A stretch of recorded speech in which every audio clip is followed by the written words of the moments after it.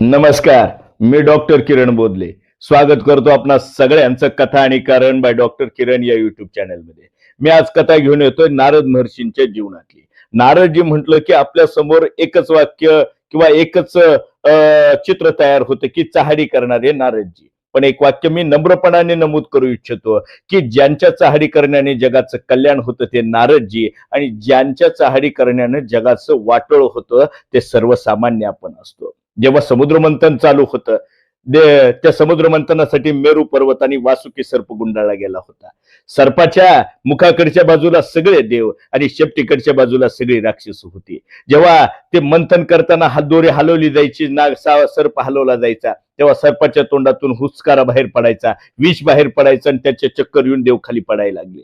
देवानी नारदाकडे विनवणी केली. नारदाने सांगितलं मी बघतो याच्याकडे, आणि ते राक्षस गणाकडे गेले आणि राक्षसांना म्हणू लागले, शरीरातला सगळ्यात महत्वाचा अवयव कोणता असतो? तर मस्तक असतं, डोकं असतं.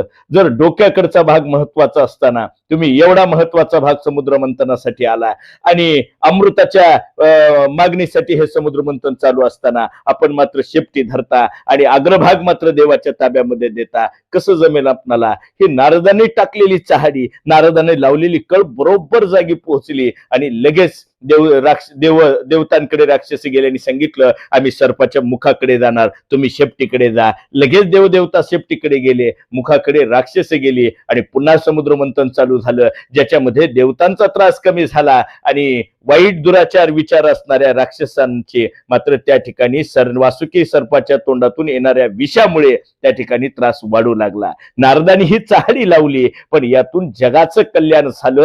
ते म्हणजे महर्षी नारदजी सतत भगवंताचं स्मरण करणारे, ती स्मरण करण्याची बुद्धी तुम्हा आम्हाला येवो, एवढीच एक विनंती या निमित्तानं करतो.